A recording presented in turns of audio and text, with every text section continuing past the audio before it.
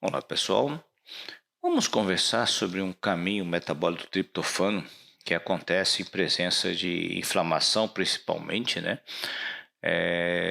Que eu meio que fiz uma comparação com o Dr. Jekyll e Mr. Hyde, o médico monstro, porque você gerando ácido quinolínico, você acaba gerando uma molécula que nos estudos mais recentes, né, é considerada uma neurotoxina. Isso faz parte do metabolismo, é um intermediário metabólico que eu vou dizer que seja natural, né?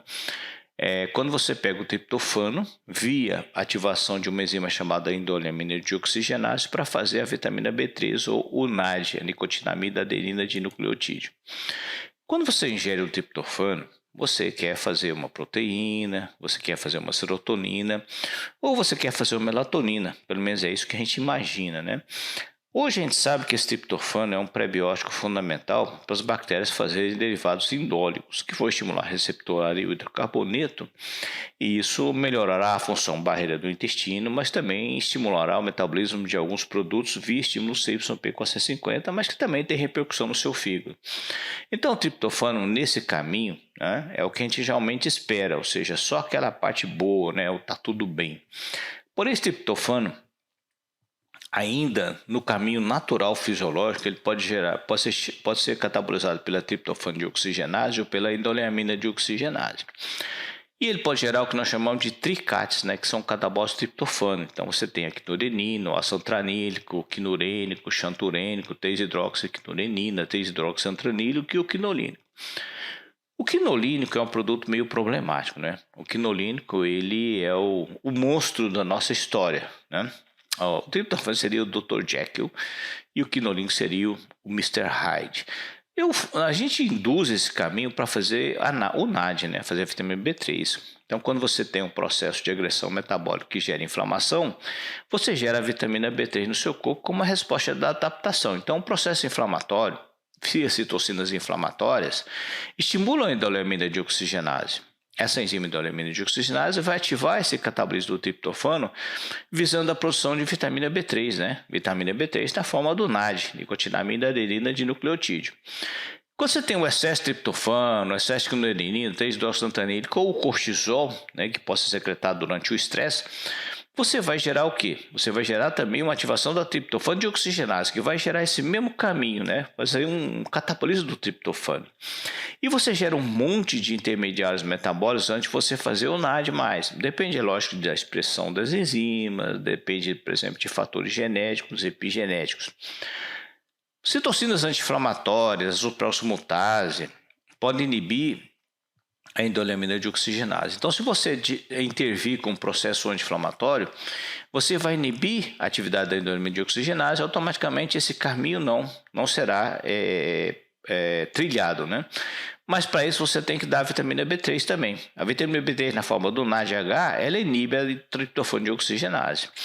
Então você pode fornecer o NADH e um produto anti-inflamatório. Então é importante a gente entender que quando você for fazer uma neuroproteção, inibindo a neuroinflamação, é importante você dar B3, porque a neuroinflamação tem um sentido, né, um sentido fisiológico. Esse sentido fisiológico é o quê? Fazer B3 no seu corpo, fazer o NAD no seu paciente, né? O NAD é importante, claro que é, senão você não desviaria o triptofano para isso. Mas você pensa, pô, o triptofano também é importante. Se eu tiver baixa triptofano, eu teria distúrbios comportamentais e alteração na qualidade do sono. Então, se você intervir num processo inflamatório, imagina que você tem que fornecer, pelo menos provisoriamente, a vitamina B3 para o seu paciente, né? E quando você imagina que está administrando triptofano no seu paciente, você sempre pensa nesse caminho da serotonina. É meio que automático, né? Mas esse caminho pode ser desviado por corticoides, como cortisol, citocinas inflamatórias, e você ativa esse caminho exatamente indo para os tricates, né? Que vai terminar na vitamina B3. Mas você pode fazer, por exemplo, o ácido quinurênico, o ácido xanturênico ou o ácido picolínico, assim como o quinolínico. O quinolínico é um intermediário metabólico que eu considero não tão bom assim. Por quê? O ácido quinolínico ele ativa o receptor N-metil D-aspartato do glutamato, né? E ao ativar esse receptor de glutamato tipo N-metil D-aspartato, ele gera excitotoxicidade. Que é isso, né? Ele vai desregular o metabolismo celular no neurônio pós-sináptico, podendo culminar numa morte do neurônio. É lógico que esse caminho pode gerar o ácido quinolínico. O quinolínico vai fazer o efeito contrário do quinolínico. Ele vai bloquear o receptor N-metil-D-aspartato, né? E tem o efeito neuroprotetor, assim como o picolínico também, né? Estudos metabolômicos ou exames metabolômicos estão entrando no mercado brasileiro fornecendo o dado do quinolínico, do picolínico e do quinurênico. Quando você desvia esse metabolismo, você pode fazer o ácido 3-hidroxiantralínico. 3-hidroxiantralínico sofre autooxidação, gerando radical livre superóxido. Gerando o quê? Gerando agressão oxidativa à sua célula. Mas também o quinolínico gera agressão nitrosativa, assim como a 3-hidroxiquinolinina também gera agressão oxidativa. Esse caminho metabólico é trilhado, né, pelo seu organismo para fazer uma espécie de adaptação. Então, quando você tem uma agressão metabólica, você ativa esse caminho, né, do seu triptofano, né, gerando ou ácido quinurênico, que a gente chama aqui está escrito como quinurenato, né, que é neuroprotetor. Você pode gerar o ácido quinolínico, aqui descrito como quinolinato, né, que é neurodegenerativo, mas o caminho básico desse aqui é para você fazer a vitamina B3. Pacientes esquizofrênicos têm esse caminho aqui exacerbado, né, da quinolina aminotransferase. E você ativa esse caminho da IDO para fazer o quê? Para fazer B3 e para você alterar a resposta imune, tanto no seu fígado quanto no seu corpo, né? Vários produtos derivados desse intermediário metabólico aqui são imunomoduladores. Ao serem imunomoduladores, eles respondem como efeito anti-inflamatório, o que bate com a compensação da ativação da endolermina de oxigenase, que é ativada pela inflamação. Então, as citocinas inflamatórias ativam a endolermina de oxigenase, glicocorticoide, assim como o triptofano em excesso ativa a triptofano de oxigenase. O triptofano, então, você não pode dar em doses muito elevadas, tem que acertar na dose de triptofano, assim como você não pode ter um estresse permanente, nem a inflamação excessiva, porque aí você gera um caminho que pode, por exemplo, no seu câncer, aumentar a proliferação do tecido, mas também você pode ter um efeito imunomodulador, né? Esse efeito imunomodulador é uma espécie de tentativa de compensação, mas essa tentativa de compensação no câncer, por exemplo, gera imunomodulação no câncer, que pode gerar o quê? Um caminho de proliferação. É lógico que você tenta diminuir o processo inflamatório do câncer do paciente, né?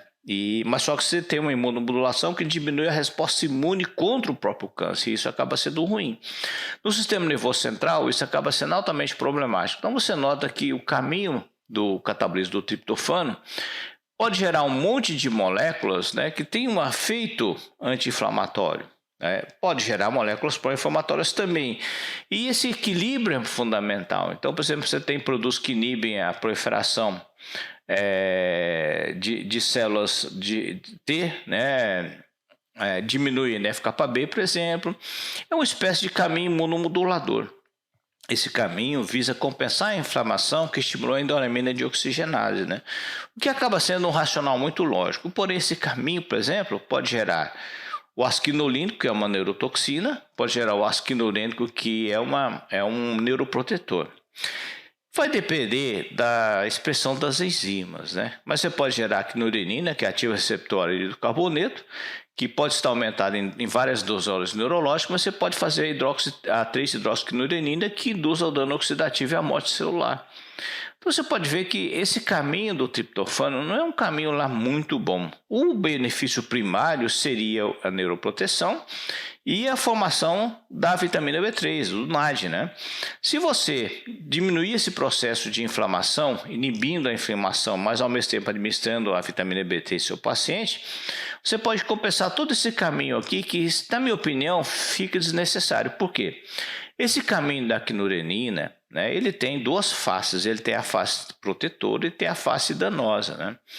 A face protetora tem relação com a autofagia, tem relação com o receptor de glicocorticoide na micróglia, tem efeito antioxidante, que geralmente é do ácido quinurênico. Ele é neuroprotetor. E que tem a face danosa, que gera disfunção mitocondrial, estresse oxidativo, regulação de cálcio, porque entra cálcio mais porque o receptor de glutamato, tipo N-metil-D-aspartato, abre e fica aberto mais tempo, né? Gerando morte celular, que tem relação com ácido quinolínico aumentado, né? Então, avaliar, por exemplo, o ácido quinolínico é você avaliar para onde está indo o seu triptofano. É um dado interessante e me deixa muito animado. É um processo inflamatório que não necessariamente precisa ser no seu sistema nervoso central, gera uma ativação da endolermina de oxigenase e isso gera uma degradação do triptofano, gerando mais ácido quinolínico. Esse ácido quinolínico vai ligar no receptor de glutamato, gerando o quê?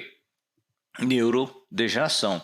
E esse caminho tem relação com a quinolina aminotransferase, né? E a quinolina monooxigenase. Então, há essa relação com o que nós chamamos de equilíbrio metabólico. A quinolina aminotransferase está aumentada na esquizofrenia. Então, os sintomas negativos da esquizofrenia têm muita relação com o ácido quinolínico. Mas o processo inflamatório, o autismo, depressão, Alzheimer, esclerose múltipla, doença de Parkinson, doença de Huntington, tem relação com o quinolínico, que é associado à neurodegeneração, né? Mas também a proliferação na célula neoplásica, o câncer, por exemplo, o glioblastoma no paciente, né? Então, gerar um caminho de equilíbrio é fundamental. O que nós devemos sempre pensar, né? Nós não devemos formar o quinolínico em excesso. Como é que nós não formamos quinolínico em excesso? Não ativando a endolermina de oxigenase em excesso. Como é que nós fazemos isso? Controlando a inflamação. Mas se eu controlar essa inflamação, eu vou diminuir a formação de quinolínico, mas também de vitamina B3. Então eu deveria controlar a neuroinflamação e ao mesmo tempo administrar a vitamina B3 para o meu paciente, né? Esse quinolínico, uma vez formado, será liberado, né? E aqui ele fará, ou você ligará o quinolínico, ou você ligará o quinurênico, depende do que você faz. Se você ligar o quinurênico, você vai inibir essa entrada de cálcio. Se você produzir o quinolínico, você vai estimular essa entrada de cálcio, vai diminuir o efeito do magnésio, né? Aumentando o fluxo de cálcio, gerando o quê? Neurotoxicidade. Por isso que a gente tem que avaliar isso aí. E por fazer esse estímulo, né, esse caminho metabólico pode gerar moléculas ansiolíticas ou ansiogênicas. O quinolínico é ansiogênico e o quinurênico é ansiolítico. Os outros derivados também têm esse efeito. Menos, mas tem, né? O quinolínico seria o principal ansiogênico. Então, o que nós temos que pensar sempre, né? O quinolínico deve ser modulado ao máximo. Mas se eu modular muito o quinolínico, eu vou formar menos B3. Então, modular o quinolínico leva ao conceito de que eu deveria fornecer B3 para o meu paciente. O quinolínico aumenta a apoptose. O quinolínico altera a formação de proteínas, a produção de proteínas, gera estresse oxidativo, excitação glutamatérgica, disfunção mitocondrial, diminuição da produção de ATP e gera aumento da neuroinflamação e altera a autofagia, né? Isso faz com que você tenha degeneração do seu neurônio, ou seja, morte neuronal. Então eu não posso ter meu quinolínico aumentado. Se eu tiver meu quinolínico aumentado, eu vou ter com certeza problemas, né? Mas o quinolínico é um intermediário metabólico para fazer o NAD. Então eu devo administrar a vitamina B3 para o paciente não ser prejudicado, né? Então, quando meu quinolínico aumenta, ele vem cá, abre o canal, liga no canal no canal aberto pelo glutamato, né? Entra mais cálcio, o cálcio sinaliza com inibição da função mitocondrial, com o estímulo da oxissintetase neuronal, com o estresse oxidativo aumentado, estimula a fosfolipase A2, aumentando a formação de prostaglandina, culminando na neurodegeneração. E esse quinolínico aumentado é associado a um monte de patologias, como por exemplo depressão, Alzheimer, Parkinson, esclerose múltipla, esclerose amiotrófica, né?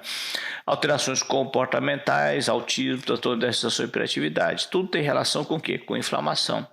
Por isso que a inflamação causa alteração comportamental, né? Porque tem essa ligação com a formação do nosso famoso quinolínico, que vai aumentar a neurotransmissão glutamatérgica, gerando alteração comportamental e, no último nível, toxicidade ou excitotoxicidade. Então, depende muito do equilíbrio do quanto eu faço de quinolínico ou quanto que eu faço de ácido quinolínico, né? Ácido quinolínico ou ácido quinurênico.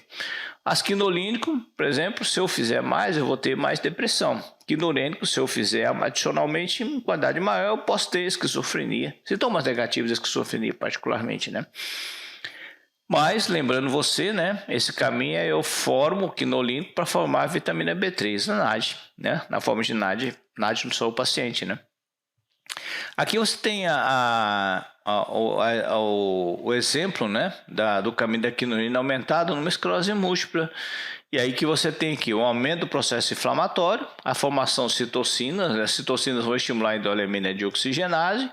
Você vai converter mais triptofano visando a formação de quinolínico, né? Se nós conseguimos fazer um desvio metabólico, ao invés de formar quinolínico, inibir o quinolínico e formar quinurenina, e aí seria interessante eu inibir a quinurenina monooxigenase, eu vou ter a formação de um produto neuroprotetor. Isso pode trazer um benefício muito grande de doses neurodegenerativas, né? No futuro, talvez a gente tenha drogas que serão usadas para neuroproteção, que sejam inibidores da quinurenina monooxigenase. Por enquanto, a gente não tem muita coisa ainda nessa área. Quando eu tenho essa ativação do caminho, eu gero o quê? Aumento de quinolínico e neurodegeneração. Então, esse processo também pode acontecer no paciente com câncer, né? Essa inflamação vai depletar o triptofano, vai gerar um estímulo da formação do ácido quinolínico. Nesse intermediário, você vai formar um monte de moléculas que tem efeito imunossupressora, né? E aí você vai propiciar um ambiente mais assim adequado para a proliferação das células, né? E o que é isso? Metástase. Proliferação do tecido e metástase. Então, nós temos que fazer esse controle. Então, no dia a dia, o que nós podemos fazer? Tentar controlar a inflamação. E está entrando no nosso país um exame, eu estou até estudando essa área, né? Que avalia o quinolínico, o quinurênico e o picolínico nos pacientes. Seria uma aquisição muito interessante para você fazer estudos do seu paciente com desordens, principalmente neuropsiquiátricas, né?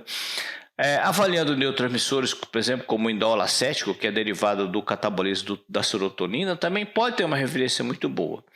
Então, vocês aguardem que no futuro as coisas começam a ficar mais claras e o metabolismo será mais interessante. Lembrando vocês, fiquem espertos porque deve aparecer inibidores da quinolina monooxigenase e nós usaremos esses produtos para efeito neuroprotetor, desviando o caminho metabólico do nervoso central. Então, drogas futuras neuroprotetoras farão esse efeito ou apenas, como já existem, por exemplo, a cetamina, a memantina, modularão o receptor do glutamato do tipo N-metildeaspartato. Legal, meus meninos? Quer mais informação? Quer mais conteúdo? Acesse o meu canal na Árvore do Crescimento, www.arvoredocrescimento.com.br/eihokigami. É um canal que eu mantenho para a gente interagir com cursos online. Beijão para todo mundo, fiquem com Deus, tchau, tchau.